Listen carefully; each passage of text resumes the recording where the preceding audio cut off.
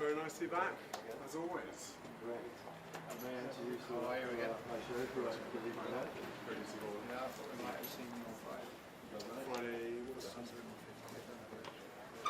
Oh, I know, yes, well, I was watching, but I couldn't make it. I have a treat for you. You would surprise the owners gave me a hat. More about it than you guys read it. Yeah, It's good. very nice to see you. No, it's good. Well, watching the Everton games were anyway. So I'm keeping an eye on what's going on. Yeah, indeed. Yes. It's good to see you there. Get a pen Right, right. how are you? Very good to see you. Lovely to see you in Birmingham again, sir. Thank you. Very nice to be back up. You've got some. So, my introduction is it. Why is it we always bump into you now? You said I was about to know. I said you're not sick of these briefs. No, so how are you? So it was on the beach, wasn't it, last? Yeah, Nikki. Nikki was there, exactly. Yeah. Volleyball. Yeah, good. Family well? Yes, thanks. Helen says hello. Good. So she says hiya. So you're all right? That's good. You're giving a talk today. I am.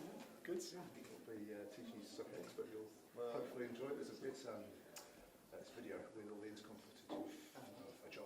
Oh, good. It's good. Good job. A recent one, or Yeah. right. Very recent. You may see the rich one soon. It's not me. It's not you this time. Okay, that's good. This is Hutch, one of our Hutch, doctors. yeah, how are you? Good to see you. Very well, thank Good to see you. You're doing talk also, aren't you? Excellent. That's right. What's your one on? It's on.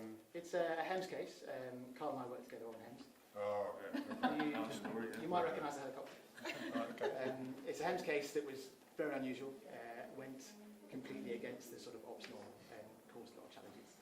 And the theme of today was under pressure, so Carl said, could I sort of try to recreate the sort of feelings that I was dealing with on that. And I'm going to try to do that and try to give a little bit about what I did to deal with it at the time. Yeah, good.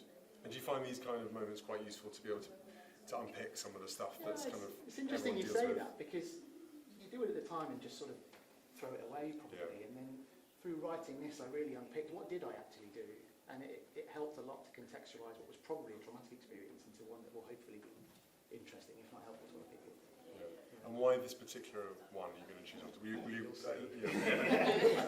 I never know I'm going to stay and listen to your entire presentation, so I think you've got both now. I've got both of them, so good. Start to finish, that's all right. It's good. Hi, nice to meet you. Very nice to meet you. This is Kerry, our Vice President. Oh, Kerry, very nice to meet you. Good. How long Vice President?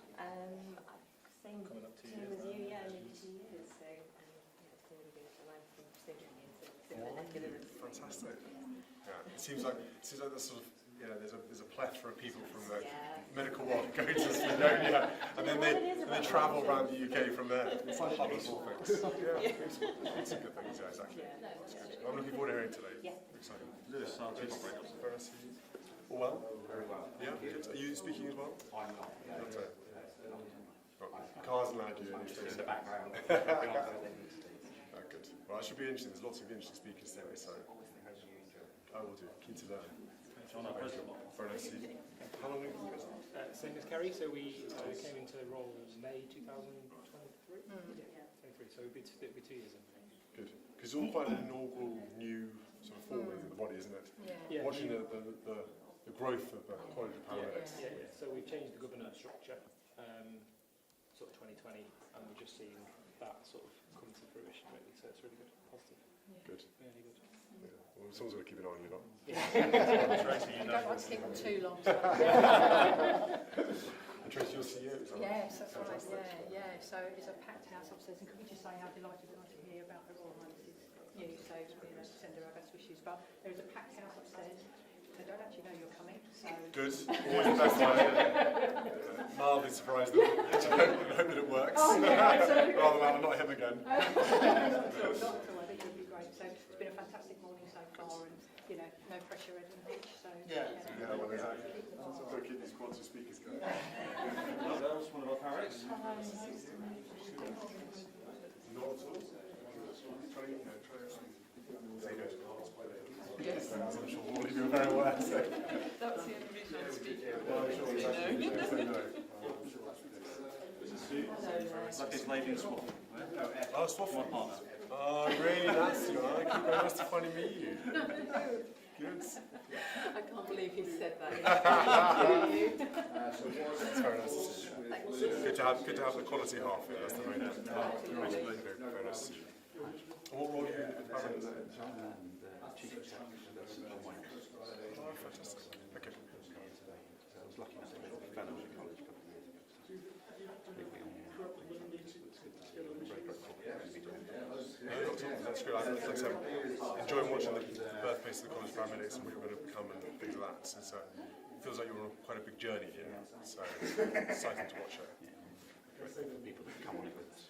No, not at all. Well, you guys do this incredible work. So anything you can do to support it, I'm happy to help. Hey, nice to meet you. Lovely to meet you. Yeah, I'm working for the London Ambulance Service at the moment. And, Doing what?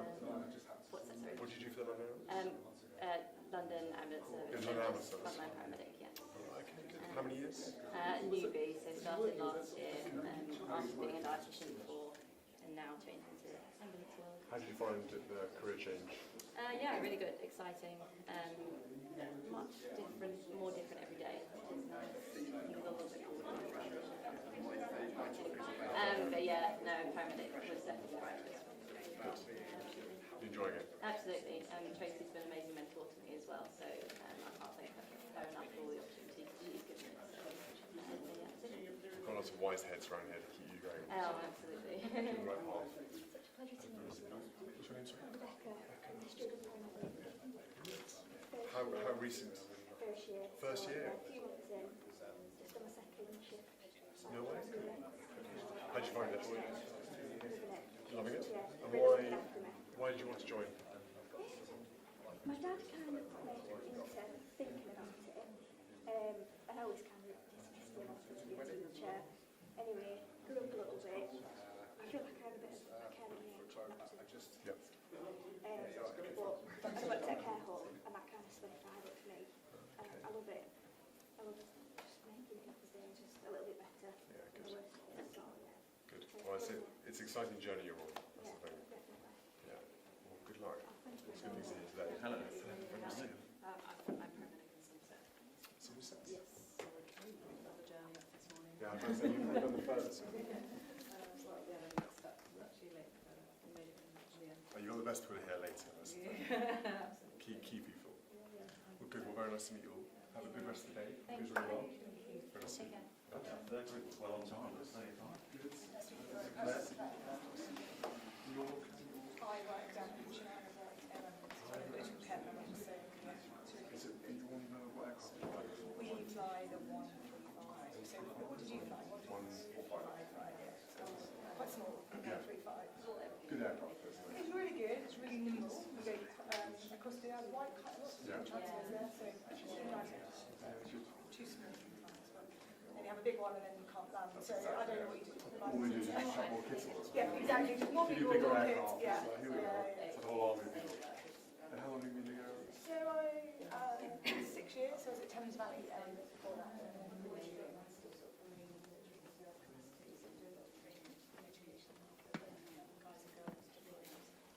And how's the training evolving and changing compared to what it was 5 years ago? The paramedic training? Yeah. So I qualified 12 years ago and it's a completely different profession. It's great. It's like degree education. I think it's been a massive game changer for the profession. We're just moving in lots of different directions. And I think, say maybe 20 years ago, you just work on an ambulance and that's great. But there are diverse roles now. So I do sort of blended roles, so air ambulance and I work in the emergency department. Right. And all those roles have been sort of opened up to us through the hard work of the College of Paramedics, and especially Carl, in terms of sort of like critical care and specialist care. And what are some of those key things that really matter for you that you can get off the college? Is it the support? Is it Support, research? education, research. I think sometimes a paramedic can be quite a lonely place to work. You're on your own on an ambulance. I think the peer support that the college gives you, working out what everyone's doing, that you're not siloed together or siloed individually, that you come together and work together and just bring a profession on, and it's come on leaps and bounds in the last, certainly the last 12 years since I qualified. And what's next? We've heard all about drone technology. Well, who knows, right? delivery, Yeah, so fake blood. I think blood delivery at reach, like whole blood, is a new thing for us, certainly in the ambulance. The SWIFT trial is a trial of blood, what we're going to use. I think drones to the Isle of Wight with AEDs. I mean, they've got AEDs on the island. Sorry, that sounds a bit wrong, but like I think we've got a lot to do with AI and using it to our advantage. But actually, it's, at the end of the day, you still need paramedics, nurses, and doctors. So You still need people on the ground. That's the problem, isn't I it? think we're still It's going how to you, do yeah. No, I think you'll be You've been in a job for a while, yes. Keep you busy. How do you do? Nice to see you. My name is Gary. I'm a paramedic from Belfast. Have we met before, Gary? No. I could have sworn I met you before. No. Okay. I've been in the ambulance service for almost 20 years, paramedic for the last 16 and a half. And that job, as rewarding as it is, has changed dramatically over the last 10 years, even before COVID, with the hospital waits and the length of time we need to spend with patients. Obviously it's not great then, a lot of patients having to wait longer times, but you do build up a bit more of a rapport with people in the back of the ambulance when you're spending that length of time with them. Yeah. It's difficult because you also want to get them into hospital as soon as possible, don't you? So you kind of... Yeah. Is that something that you think, is just this time of year particularly is quite bad? There's always winter pressures, but this has been a constant thing for pretty much since coming out of COVID. You know, COVID gave us a wee break. People didn't want to attend hospital because they were afraid. But after COVID sort of went away, people came back to attending hospitals, and then those delays have just pretty much stayed. At some level at the minute, obviously with the colder weather and the winters, they have increased quite a bit. And can things like the college here, can they help with some of that? Can they help understand or alleviate some of that pressure? Or there's always plenty of guidance and people to speak to if you need to in that respect. In terms of personal stress, it's good that you have people that can help you deal with what you're going through yourself, so that you're not alone and have that backup. That if it's needed, it's there. Yeah, absolutely. You're quite good all of you at talking to each other. Yeah. You're good at seeking each other's sort of support and advice. Yeah. Yeah, it's crucial. Okay, Gary, well, good to see you. Nice to meet you.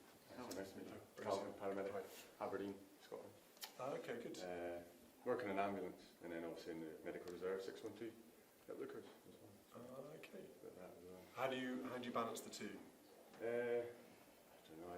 I do a lot. To be honest, I don't really have a lot of time for anything else. But it's you put in what you want. So I joined the medical reserves last May. I finished the training, and then did some aeromed evacuation a month later. And I've just been in the Middle East on an exercise just at the end of last year. So you just put your name in for whatever you can handle. So I like to try and get as much as I can. And what do you hope to get out of the likes of today? So initially I just put in myself just for CPD and networking ideally, because I'm really interested in critical care, getting into critical care pathways. I've only been a paramedic for about 2 years. Most of the critical care jobs are 3-4 year post-reg. So a bit of networking, CPD, but we've got a stand as well, an IS stand upstairs as well. So fortunately they asked if obviously I want to work at that, work it as well and do that as well. So just for get to meet some people, get some CPD. Sure. Good, because there's quite a few crossovers in the military and the... Definitely, from what I've seen, yeah, absolutely. There's a lot that I can bring from civvy into the military in terms of just what I'm learning at work day to day, and then there's a lot that the military is then giving me that I'm taking back into the ambulance when I'm going into a house in Aberdeen. We had a lot of military guys and girls who come out and shop with the ambulance and stuff. It's a really good crossover. Yeah. It's definitely interlinked very, very well. So. And there's also a lot of change happening as well with the paramedics in the Air Force. I think we're coming off in our own profession now as well. Is it? Okay. Yeah. There's talks of that, corporal and stuff like that. It's quite handy. Which is very good, yeah. Just more specialists, isn't it, really? Okay. Yeah, and I think it's realising now what the skills of a paramedic actually are and how much we can do, and then using it is really good. So, good. So it sounds promising. Sounds promising. Good. Well, nice to meet you. Hello. Hello. Nice to meet you. You're from? Just outside Cardiff. But in terms of organisation today? Welsh Ambulance Service. Welsh Ambulance Service, okay, good. And what do you do for Welsh Ambulance Service? So I've been a paramedic for 6 years with them. I'm also a registered nurse of 13 years, so I'm one of the only dual qualified in West. Okay. I do more paramedicine than I do nursing. Out on the open road and all of that. So I work on the Cymru High Acuity Response Unit, CHARU, as we say. So my job is to go to the kind of worst of the worst jobs, sort it out if I can, and take it from there then. So I carry just a couple of different things than the normal paramedics. You're the Carl of Wales. That's why I send you up. There we You do a go. lot of that. Yeah, you guys have quite a niche role, I think, amongst the community. And how many of you are there in your area who do that job?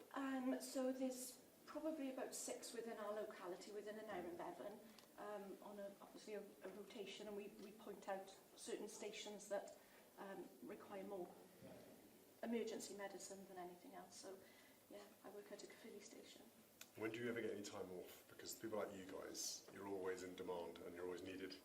So my rota is really good. I keep an eye on my rota. which is absolutely flooded day and night with patients. We've got crews waiting 12 hours, they go home and they come back to the same patient 12 hours later. Yeah, the same patients. Some of our crews log on and go straight to the hospital without seeing any patients.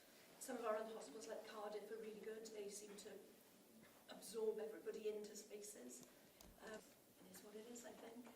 You guys are amazing and you keep the system going. It's incredible. Thank you. And all the pressures from that. You hold a very important role in your community, as I know you do. Yeah. Thank you. Yeah, that you do. So, So Jean, with 43 years service, Jean? 43. Goodness me, Jean. How many roles have you had in that? Well, probably about half a dozen really, from paramedic or ambulance, some air ambulance work as well, Whereabouts? and paramedic team work. Basically now I've retired from full-time work, but I'm in a very fortunate position that I volunteer as a paramedic for our local basics group in the East Midlands, and I also do event work. So I work at places like Silverstone and horse events, etc.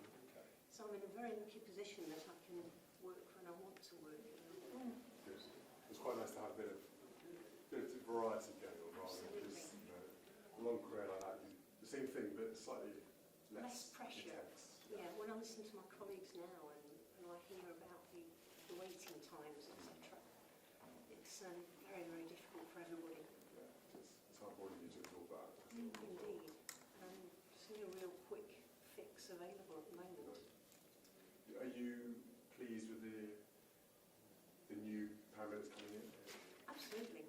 I think, as my colleague mentioned, the fact that they can now have a university degree. Education really is key to the future, and it has opened up so many new roles within the NHS. I mean, back in my day, you either were operational or you went into the control room or training, and there was really nothing else. Orientated here? Yeah. Or we like anywhere else in the world? No, every guidelines somewhat different because it's adapted to this system. Yeah. Yeah. So the portal and all that, everything is different. So it's quite Is specific. it a big leap for you to kind of be able to go through the system? Wasn't so much of a different because say. Lovely to meet you all. And Thank you very thank much. you. Have a good rest of the day. Thanks. A little bit of time, so can I just introduce you to the college teams? This is Lawrence, Associate Head of Education. Mark Sells, pleasure to meet you. Head of Education. Associate Head of Associate. Education. Good right titles, very well. Yeah, no, Associate Head of Education, work at the college a day a week, and work at university at Bristol. There's a 3-year degree, you can do a 4-year MSci programme, if you're looking for a different career. Then, We have chatted. yeah. He hasn't found the shortcut way in. You leave that to me. It's too long, unfortunately. I did look at it briefly as to whether I could do it, but I think it was already 2 years in the making. Yeah, so year 2 at Masters, but yeah, the mission at the moment for me is to devise and implement with Kirsty's help and the rest of the education team a UK-wide endorsement process, accreditation process, because we really want the college to be at the front and centre of pre-registration paramedic education, and we think that we're in a position now with I think it's probably more thinking about higher education, so I think looking at some of the things that we could be doing in that area. I think looking at just bringing everyone into a shared vision for what the future of paramedicine looks like from an education perspective, trying to create a community of practice around paramedic programs. There's a large number, there's 15 different providers across the UK and 78 different paramedic programs, so that's quite a diverse group. So trying to kind of bring some kind of sense of cohesion, unity across that, not that they're divided. Yeah, sure. But been for quite a while, as you rotate. So I'm currently on a fixed term, so I'm here for a short while just to help sort of set the networks up. And but generally speaking, everybody's on a permanent contract, but it's not necessarily for 5 days a week. So as with Lawrence, he dips in and out, and with 1 day a week, and but we tend to stay within our roles. But we work as a team, so we work across. So today. We're head of education, but we're supporting our head of clinical development and CAR. So yeah, so we work as a team. Good. So we help where we needed. So these are all basically full-time part-time employees. Yeah. Good. Keep all, put it all together. Try and edit out his mad thoughts. I'm Helen, I'm the other half of Carl's role. Right, if you want to get into a seat, he's coming.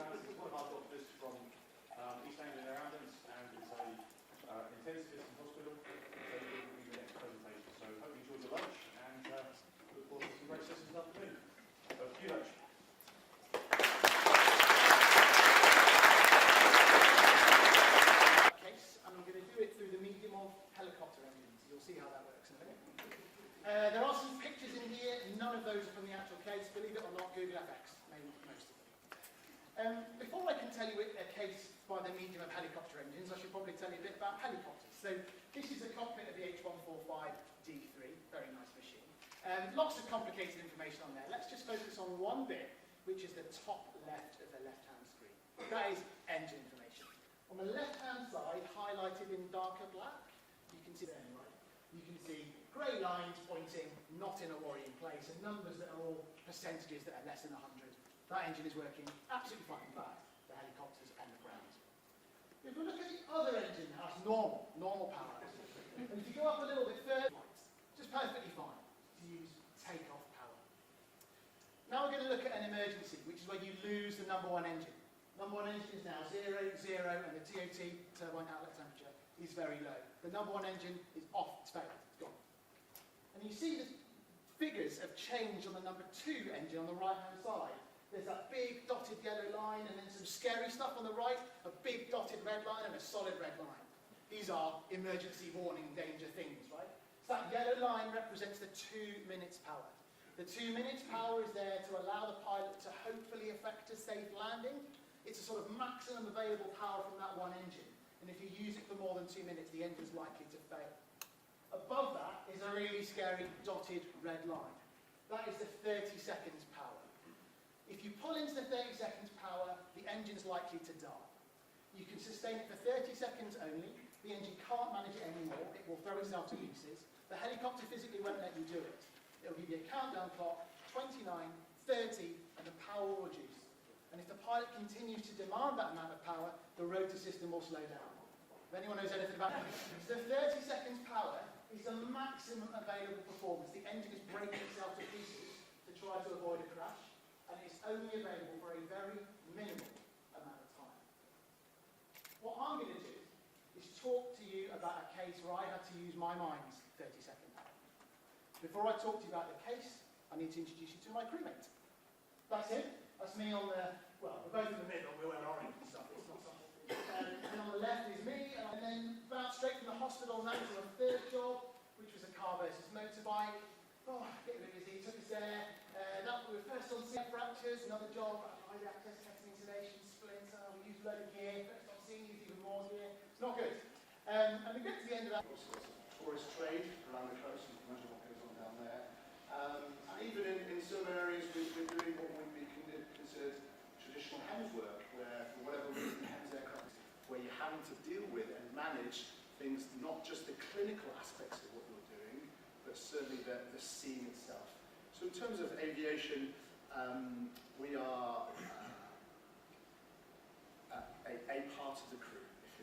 So we are operating aircraft systems. We are inserting waypoints into navigation systems on board the aircraft, operating the sensors on board the aircraft.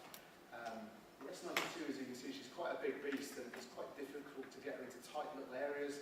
So we'll open the door and we'll voice marshal the aircraft into areas, keeping the rotor tips away from trees, cliff faces, masts on yachts that are jiggling about in rough seas, and putting our night vision goggles on as well to support that. So we would consider ourselves professional aviators. The military training of aircrew takes around 18 months purely on the presentation. We'll have time to go through it just after. All right, let's do it.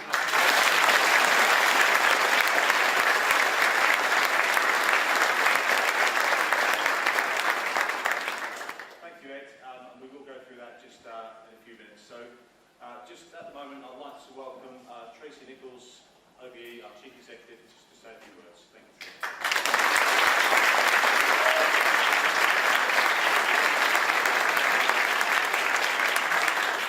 Thanks for the whooping, that was great. Your Royal Highness, distinguished guests, members and non-members, thank you so much for turning up today, and thank you, Carl, for putting on what is a fantastic conference. I'm just going to take a minute to give you a bit of context before I tell you why I'm here.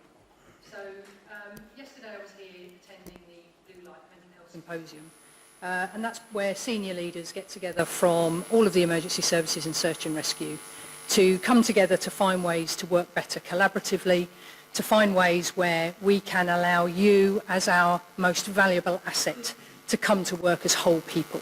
So this isn't about making you more efficient because we've sorted out your mental health. This is about making sure you are whole people to come to work.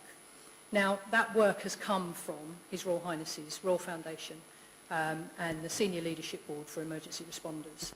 Now, we had a chat yesterday and we felt strongly, all of us, that the work that we've achieved probably wouldn't have had the same momentum were it not for our special guest today.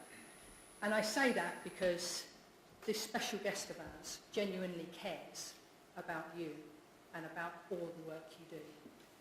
So it is with unbridled delight and pride that I announce today that His Royal Highness has kindly agreed to become the first patron of the College of Paramedics.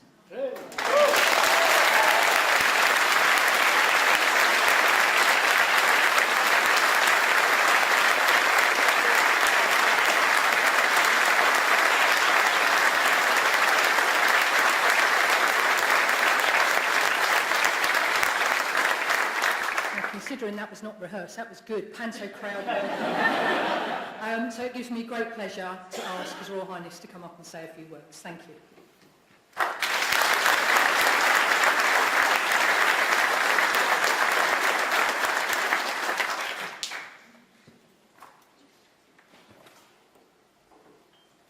Thank you very much, Tracy, and good afternoon, everybody.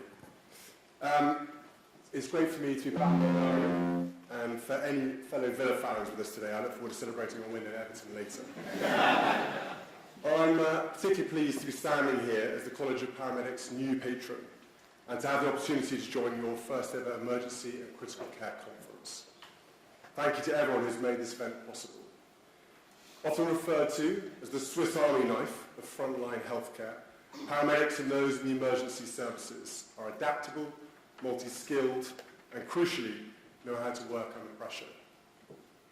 This pressure is something I was all too familiar with during my time as a pilot for RAF Search and Rescue and for the East Anglian Air Ambulance. Both Hutch and Ed just characterised this experience so well in their sessions. My time in these roles allowed me to better understand the day-to-day challenges that you all face and gave me the lifelong motivation to do all I can to support your community. It is not just another job. Every day provides unpredictable challenges. Every shout is a journey into the unknown, and every split-second decision has immeasurable impact on so many people. Catherine and I visited Southport in the autumn as part of the Royal Foundation's work with the Blue Light Card Foundation, providing emergency responders with psychological support. Speaking to the paramedics and other frontline care providers on that day was another reminder of the horrors you can be met with, but also the vital job that you do. Saving lives is not the only challenge you face. In your role, you are there for people in the most critical and emotional moments, having to display care and skill in highly stressful and often distressing circumstances. Working alongside you in Wales and East Anglia, I know the team effort that is required to provide emergency healthcare. But I also know that at the beginning, it is sometimes a lone paramedic. In a car, on a bike, in a helicopter, in an ambulance, on foot. Your ability to calm a patient, to listen to their fears, to reassure them that help has arrived, is as important as the subsequent medical intervention. But as you know all too well, this can lead to burnout and a significant impact on your mental well-being. And with the role of the paramedic ever evolving, expanding into research, leadership, and academic domains, there is increasingly pressure placed upon your shoulders. So as well as doing what you do best in the care of others, it is vital that you are also there for yourselves and for each other. In particular, supporting paramedic students coming through the ranks to ensure a strong, capable workforce for years to come. The working life of the members of your college span a considerable period of time, and I'm aware that many of you will have been on the front line during the fight against COVID. When Chris Bell, a paramedic with the Yorkshire Ambulance Service, attended that first COVID patient in the UK, he and we had no idea of the significance of that moment. A further demonstration of the unknown you face on every call, every day. You and your NHS colleagues undertook remarkable work in the most testing of circumstances. We will never forget your unwavering and brave work during that period. And I am so proud to become patron of an organisation which is committed to supporting the mental health and well-being of paramedics and fostering an environment where all paramedics can thrive. In this country, we owe an enormous debt of gratitude to our emergency services. As paramedics in whatever guise, your work uniquely places tremendous demands upon you, and I cannot thank you enough for all you do. Thank you.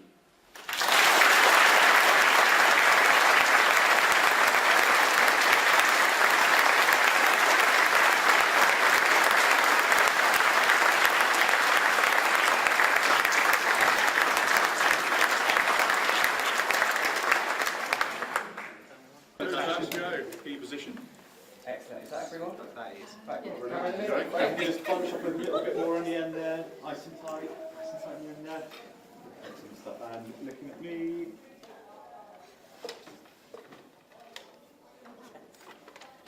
Straight towards me, sir. Thank you. Awesome. That's great. Thank you so much, guys. Thank you. Really appreciate it. Before you go. Thank you very much. Thank you so much.